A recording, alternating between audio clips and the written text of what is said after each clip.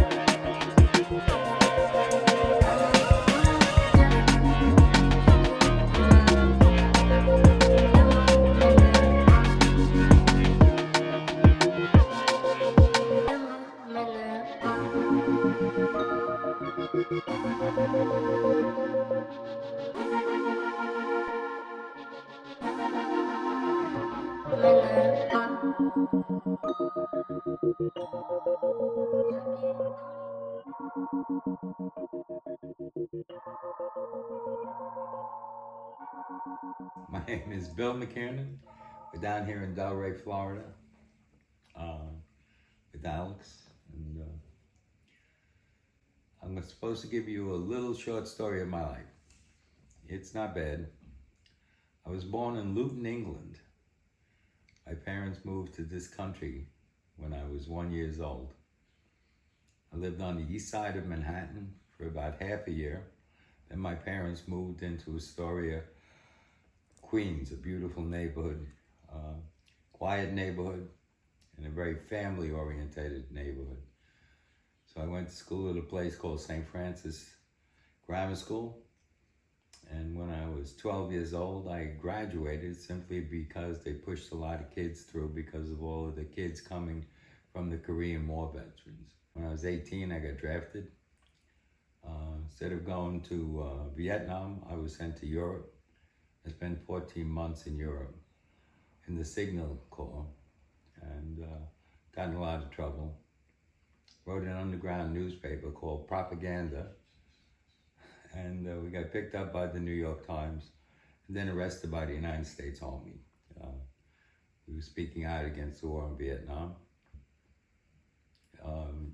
What happened was I was single when I got the job, and I've been married and divorced twice. And I met a girl that I knew when she was 12 years old. She hung out with my sister, and her husband had just died. Her name is Stephanie. And beautiful girl. She's very big in the medical industry from Mount Sinai. We started dating. Next thing I know, I'm getting married at the age of 65. And we lived in Astoria, New York. And my best friend lived down here, Roy Moderano. He had moved down to Delray in 2000. And we came down on 2 short vacations and stayed at his house, a place called Florida Lakes. And we loved the neighborhood. Loved the neighborhood. Living in New York City became unbearable, just unbearable. You know, the neighborhoods were changing quickly. The speed limit was lowered to 25 miles an hour. There was no parking anymore. You know, it's just a horror to live there. Then the weather was horrible. We started looking for a house, and we found one down here, again in Florida Lakes. And what was amazing is Stephanie spent 2 years looking for the house. When she found the house that was what we were looking for, it was 2 blocks from Roy's house. So we bought the house and we moved down. And I was a die-hard New Yorker my whole life. You know, New York was the best. 1 week out of the year for 35 years, I went to a place called St. Thomas.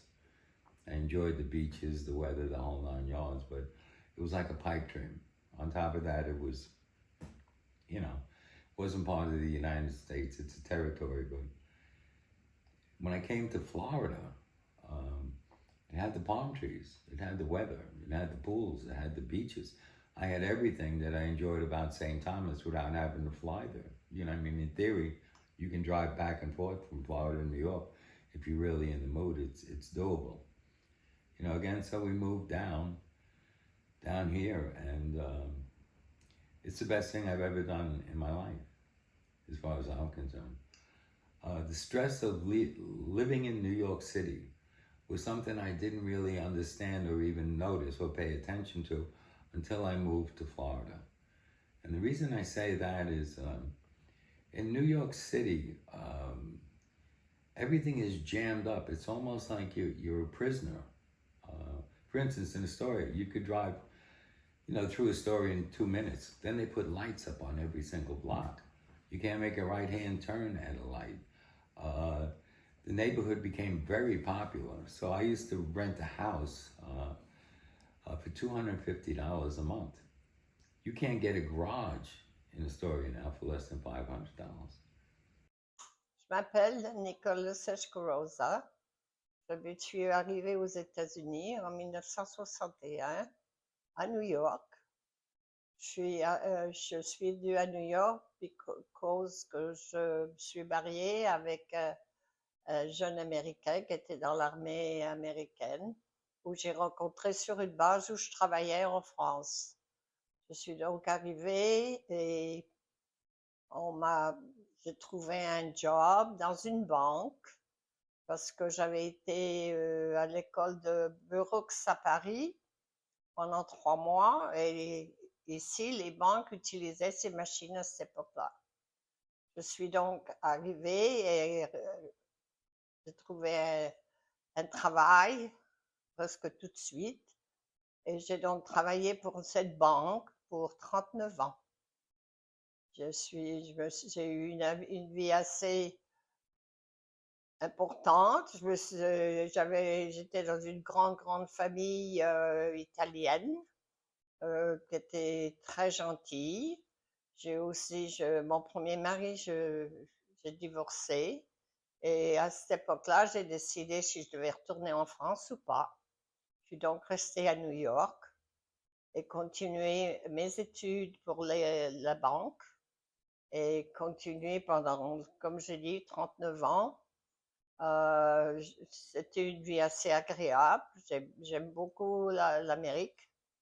Il y a beaucoup d'opportunités. Enfin, il y en avait beaucoup. C'est un peu différent maintenant.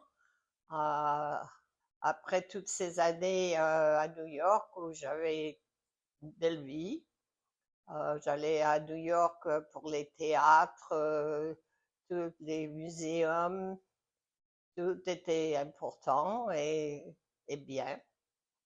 J'ai donc pris ma retraite il y a 25 ans de la banque et j'ai donc acheté un appartement à Floride. Et je vis une vie assez confortable en Floride, très agréable. Ça a bien changé depuis le moment que je suis arrivée. Maintenant, c'est presque cosmopolitain. Il y a beaucoup de gens du monde entier qui arrivent à Floride, spécialement à Miami.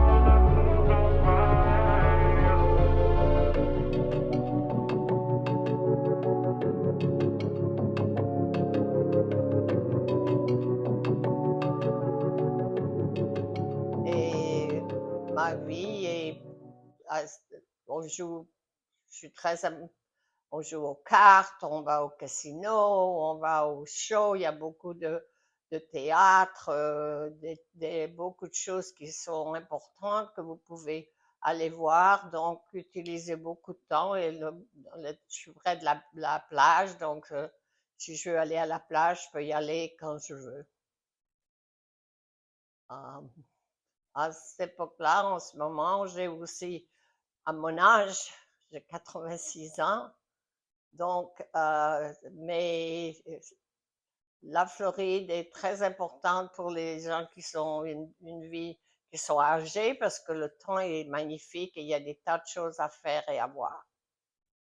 Moi, je retournais à New York spécialement pour voir mes amis, pour aller revoir et puis aller à New York City pour aller à Broadway au show et à New York. Donc, j'allais spécialement pour les fêtes, pour les parties. Mais comme tout le monde vieillit, il y en a de moins en moins de gens de mes amis qui habitent New York. Donc, j'y vais moins souvent que j'allais il y a 10 ans. And in Florida, there's a freedom in Florida. You know, you can drive a little bit too fast, nobody cares. You can make a right-hand turn on a light, nobody cares. Any place you go has parking. It doesn't sound like a lot, but when you have a whole bunch of little things piling up on your shoulders, they get very heavy. And then in New York City, we go back about 2 months out of the year, and I can't stand being there. My family is still there. My brother's up there, my daughter and my grandkids are up there, and I enjoy them tremendously.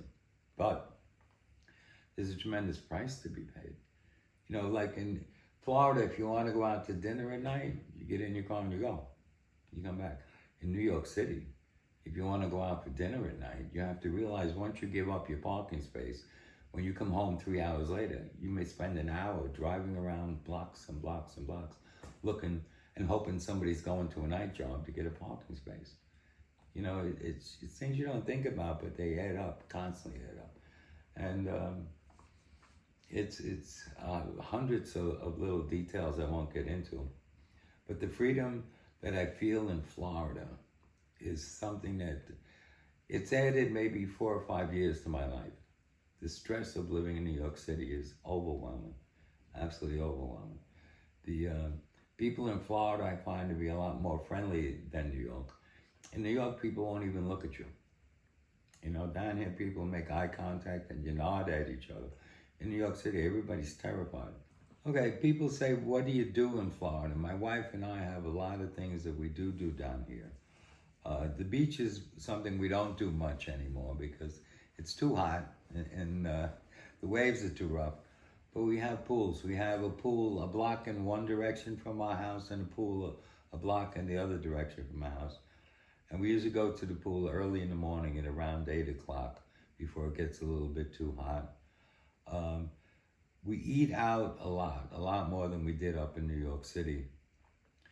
We go to a lot of rock concerts down here, and what's nice about them down here is they're small venues. There's a place called the Parker Show House. We got to see Ringo Starr in there. The place only holds 2,700 people. We went to see Darlene Love there, and we went to see a couple of other groups, and we're going to go see Glenn Miller up in West Palm Beach. They're having the full orchestra up there. And there's all these concerts. And if you want to, you know, hit the big shows, all of the groups come down here, but they usually play over on the West Coast. You know, AC/DC is coming soon. And you have plenty of options. There's hundreds of things to do down here. The movies are great. They have reclining seats down there. There's movies down here where you can sit and have dinner delivered to your table, which I think is fantastic. And again, parking. You don't have to worry about parking when you go to venues down here. So, like I said, I got married at the age of 65 to a girl I knew since she was 12. So life down here is fantastic. One of the downsides, after 6 o'clock at night, there's nobody out in Flower Lakes. Nobody out on Flower, except people walking their dogs.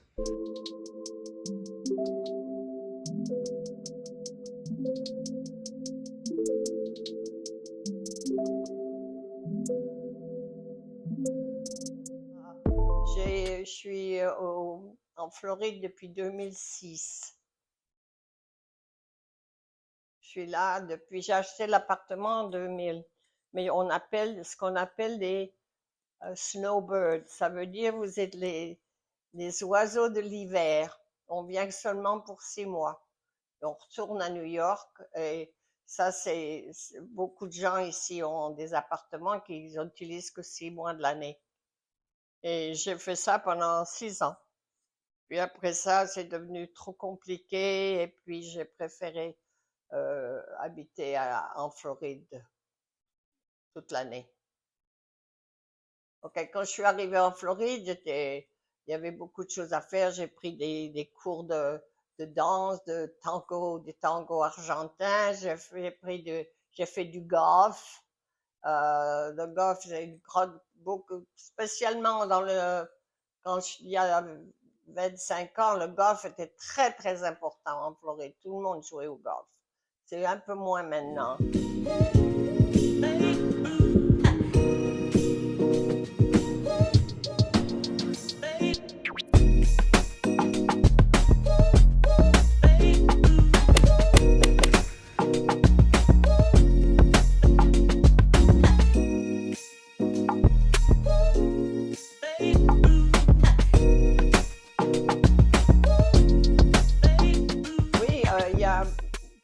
Quand il y a 25 ans que j'ai acheté, il y avait en général, la plupart des gens étaient en retraités, ils étaient dans les 60, 65, 70, mais maintenant tout a changé. Les jeunes, il y a beaucoup de jeunes, il y a une grande partie des jeunes qui habitent ici, qui travaillent en Floride, parce qu'il y a de plus en plus de travail, spécialement des grosses compagnies, et le tourisme est très important.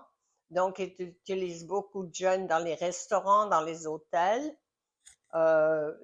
Tout ça, ça permet à la Floride de vraiment grandir et devenir très importante au point de vue tourisme et jobs.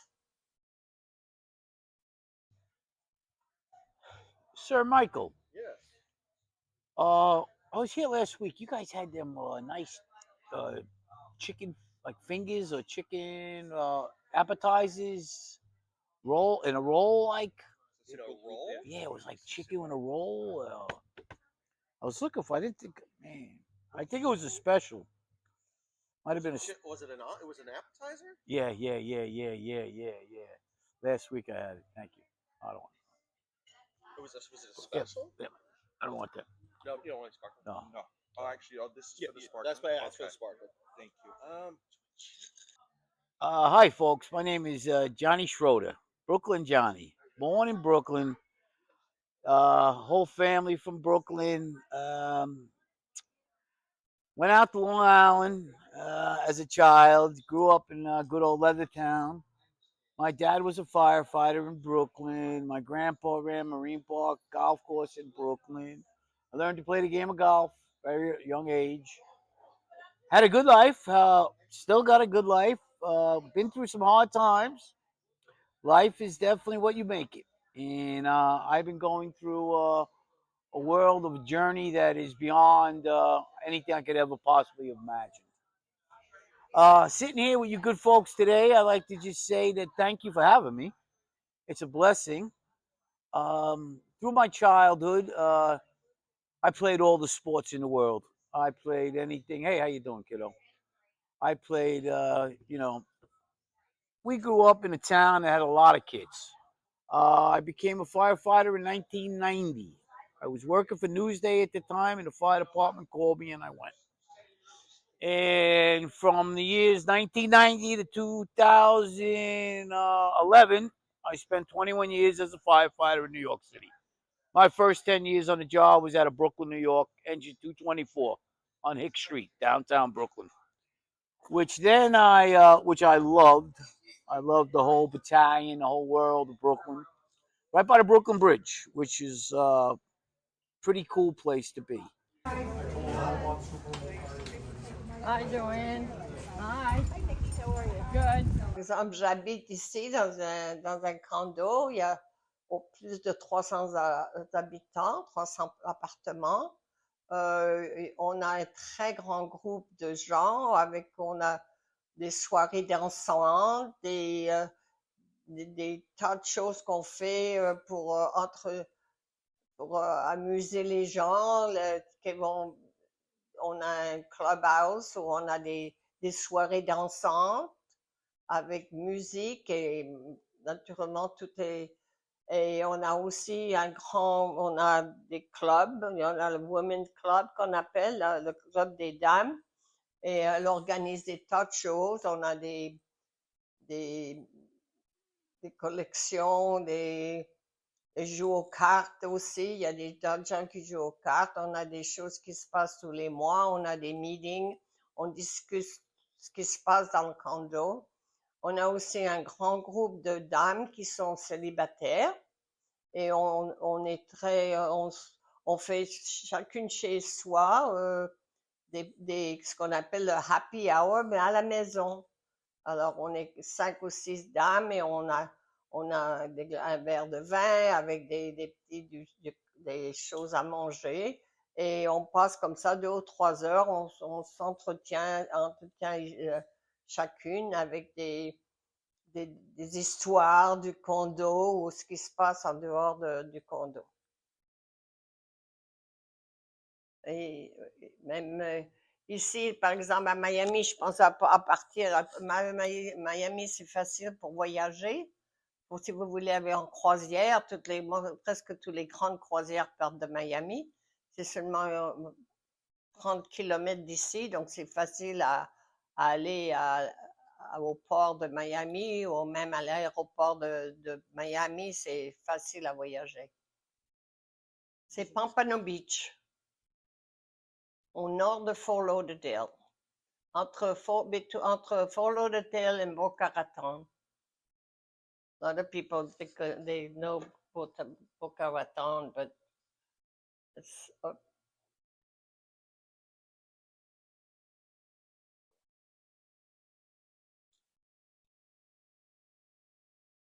il faut reconnaître que quand je suis arrivée aux États-Unis, je travaillais à une banque et c'était à cette époque-là, les retraites dans les banques étaient excellentes. On avait 2 genres de retraites pour se permettre de vivre quand on avait fini de travailler. Mais ce n'est pas le cas maintenant.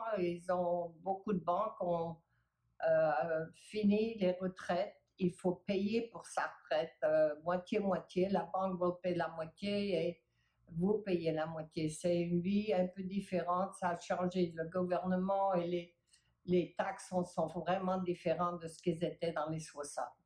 C'est une vie un peu, mais si vous travaillez, vous avez des tas de choses que vous pouvez économiser qui vous permettent de construire ou d'accumuler une certaine quantité d'argent pour votre retraite. Back in 93, we were working out of Brooklyn, and I was working in engine company 205. I was detailed that day, me and my good friend Tommy Smitty. And he was chauffeuring that day, and that was back in 93 when a bomb blew up in the World Trade Center. And we got called over. We got into the Trade Center that morning, and they said to us, are you ready to go to work? So we were like, yeah, let's go to work. He said, go down. The chief said, go down. We went down in the basement. We didn't know there was 5-car garage down there. We didn't know nothing about it. But we put that fire out. We came up, we kissed the ground that morning. And I really never even knew till later on that it was all part of the terrorists. I didn't know. I mean, we found out later on, of course, which was also related. And coming to find out that George Bush's brother was the head of security back then. And through time, I spent my first 10 years in Brooklyn, and I went across the bridge to Manhattan, Engine 10, which is right across the street from the Trade Center. And the morning on 9/11, I rode my bicycle over the Brooklyn Bridge to work, standing outside the firehouse, talking to my buddy Terry Rivera. And all of a sudden, we heard a plane extra loud that morning, and we looked up, and there was the first plane going through the building. It hits that building, lit up the first 80 floors to the 110th, 30 floors of fire. Unbelievable. I run in the house watch, call at 1060, emergency vehicles, all respond to the trade center. He's putting people out. We're all on fire outside the firehouse. And we proceeded to make out of the firehouse to the trade center. We got into the lobby, and we were the first firemen in the lobby that morning. And there was Father Michael Judge there.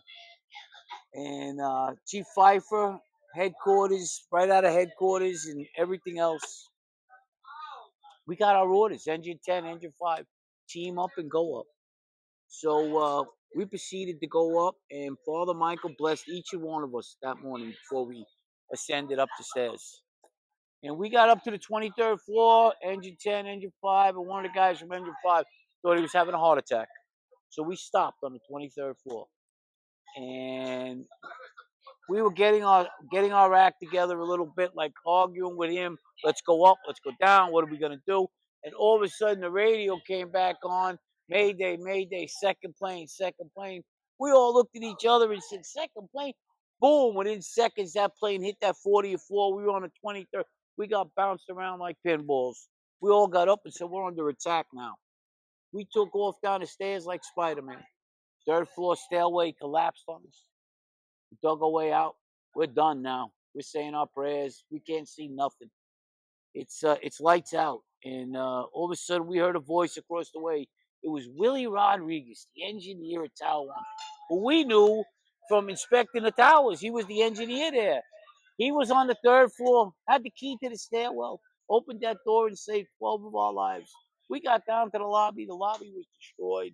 Nobody was there. We didn't know they moved the command post from Tower 1 to Tower 2. And that's where all the chiefs were. Everybody died in that building. All the chiefs, all the ones with all the brass. There was no law and order in the New York City Fire Department. Well, we took off, outran that building down to the West Side Highway, came back around, watched the other one come down, came back around, watched World Trade 7 come down. Then we made it back to the firehouse, which when Tower 2 came down, went right through our firehouse down the block. We had 30 people trapped in the basement. We dug them out. And after that, I went next door to the bodega, grabbed the 6 Bud half quarts out of the freezer. So where we were, that morning, after we made it out of the building, outran the building, made it back around to our firehouse, and 30 people were trapped in the basement, and we dug them out. And then I proceeded to go next door. I'll be right with you. And grabbed the 6 Bud half quarts out, and I sat down outside where the world just came to an end. And I started drinking. I drank for 6 years straight. I was shot. One of my friends were dead, and I didn't know why. I didn't know what happened. Took a long time to come out of that coma. I got to say, through all the journeys of my life, and that was one, to be sitting here, to be talking to you folks today, and being happy as I am, and it's a miracle that I'm here with my man Alex, who I'm so happy to see. Let me tell you, one of the good soldiers. God bless the good soldiers in my world. But after that with the world, and how the whole city, what happened. I lived in Brooklyn Heights. A lot of people I knew where I lived, they all died too, and it was just one after the other, funeral after funeral after funeral, and just making life back to. I never thought that it was possible. 23 years later, I could be sitting here and actually be talking about it and be happy. And my life fulfilled with, life throws curveballs at us, man. I just got good at hitting them, and that's just the bottom line. I sit back and I wait around, and nothing happens. I got to make it happen. So today I go out and I find happiness. Happiness is a choice, and Johnny Boy loves to smile, loves to see other people smile. I'm a lone wolf. I come and go when I want and how I want. And to be sitting here today and be part of this world that we're doing right now, it's amazing. I never thought anything like this would ever be possible, but to be part of your guys' world and to enjoy life again, it's pretty much a miracle. I gotta say, growing up in Long Island, the Great South Bay was just awesome. Had the boat, did the boat thing. We did everything, softball, football. But to come back around, I left Brooklyn in 2011. I retired in 2011. Bought a place in Sarasota. And it didn't go well over there. It wasn't my kind of town. I didn't know. I didn't even know there was no ocean over there. No ocean. I need waves. Johnny needs waves.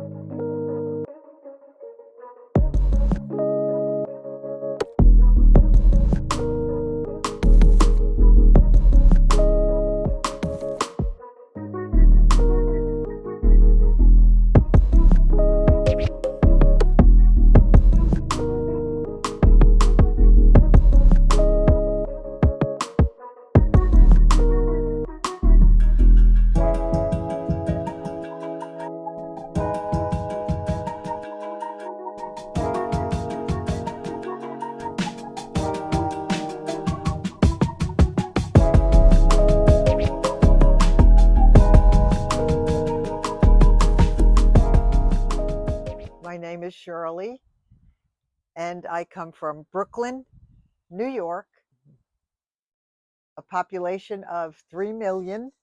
And then when I got older, I got married in Brooklyn, but we moved to Kansas. My daughters were born there. I had 2 of them. And then my one daughter, the oldest, moved to Port St. Lucie in Florida, did not want to live in Kansas. She's a physical therapist and had opportunities. And she wound up in Florida. And a year later, I wound up moving, and my other daughter also moved. So I moved to West Palm first, Deerfield Beach, and then I met Jean, and we married in 2004. And my other daughter wound up moving to Cooper City. So when both my daughters were living here, I knew that I should really have been in Florida. But Rita started it, my oldest daughter. So that's why I moved here. I always wanted to be a nurse ever since I was 13 years old. And when I made my confirmation, my sponsor was a very, very dear friend, neighbors of us when we lived in Brooklyn. And she was a nurse. So I said, Louise, I'm going to wind up like you someday. Right out of high school, I went to LPN school first just to see if I liked nursing. I wasn't sure. And that was a year's course. And I worked a year when I graduated. I worked a year, made enough money to put myself through RN school, registered nurse. I became in 69. And then I worked in that hospital I graduated in. And then we moved.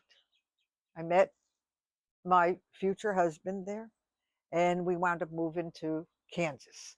So while I was in Kansas, I started to work also in the small hospital there and loved it. I worked up until I left there in 2000. So when I came here to Florida, I did work at Delray Medical Center, which is right near here in Kings Point. And I liked working, but then I just didn't feel comfortable. It was a different feel than when I worked in Kansas. So Gene, the fella I was married to, retired from the post office. And I said, Gene, I should retire also. So I did. And that's why we wound up traveling. And the first city was Paris. And I loved it. We loved it. Greece, and then we went to Italy. So we did some traveling. We had a boat, and I was glad I had retired, and he was too. Yeah, after I came here in 2000, I started working, and then I didn't really want to work in a hospital anymore. And I thought I'd want to retire, and Gene said it was okay. So at least we had some good years together. He had passed away in 2009 of lung cancer. Yes, I'm really loving my retirement, doing what I like to do. And financially, I'm doing okay. I just watch my expenses, and I have a financial advisor who helps me in case I'm in need of anything, whatever it is. So I feel very comfortable about this because a lot here where I live, there's always the amounts of money that we give in for maintenance, all this stuff goes up quite a bit. And I manage somehow. I do okay. So I'm happy in life now. I'm happy to be retired and do the things I love to do. And a lot of times I'm traveling. I just came back yesterday from seeing a play of my granddaughter, aside from a funeral of my cousins that I went to. The end of the week ended beautifully. My little granddaughter of 10 was in the Addams Family, and such a cutie up there as a little, what was it, like a little dancer of the 20s. So I'm going in March again to see my other granddaughter there because my daughter has the 4 kids. The other daughter is going to be in Rent, and she has a starring role. And I already made my reservations like 2 months ago to go see Allie in Rent. So now, being I'm retired, I wound up being part of 2 different bands that are just community bands. We're volunteering, all of us. One is in Royal Palm, and there's only 45 of us, just band instruments. So we're not, a, like a big symphony as people think of. It's just a little community band, not an orchestra. And I love doing that. I travel every Tuesday to go there. And then every Wednesday, I go to Jupiter, which is another community band, 90 people of us, band instruments again, not any strings or anything. So it's a typical band. And we do give concerts, both of those bands. The only one that charges is the big band in Jupiter, because what they do, they are raising money. The conductor and the assistant conductor want to raise money, so they charge the people to come in to the EC campus, which is part of Palm Beach State College.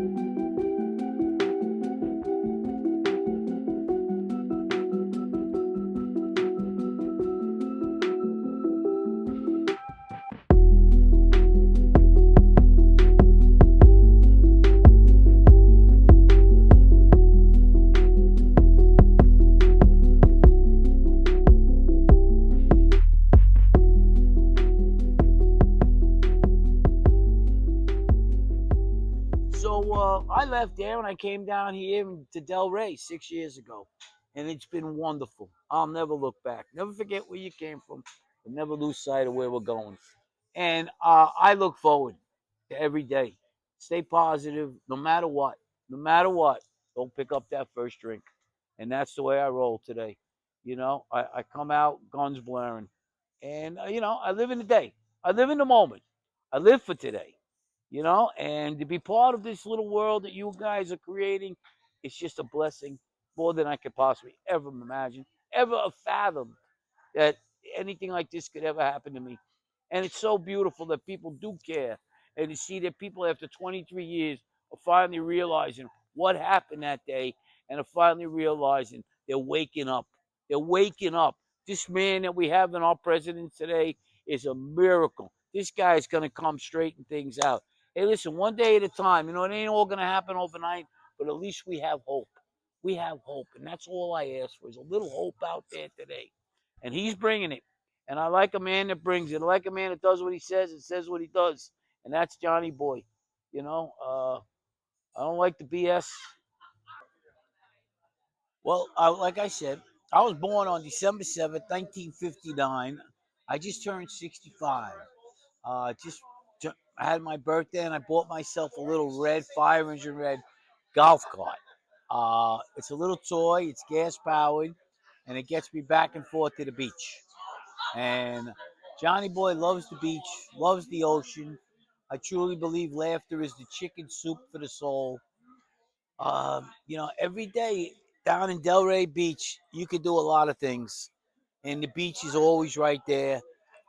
Great restaurants on Atlantic Avenue, and actually some pretty good people around here. And I've been so blessed to find this little slice of heaven, I call it. And you know, just going through life every day. I gotta say, if I learn anything, it's a blessing. Anything, you know. Doesn't have to be anything crazy, but each and every day I try to take a little rose petal and put it in the moments that I enjoyed for the day. And I go over stuff. I write stuff down, and I go back on it. It's like a little journal, and I just see how much I enjoy the days, and every day gets better and better and better. And I keep on going. And you know, like I said, if I stay in the day, everything is just beautiful.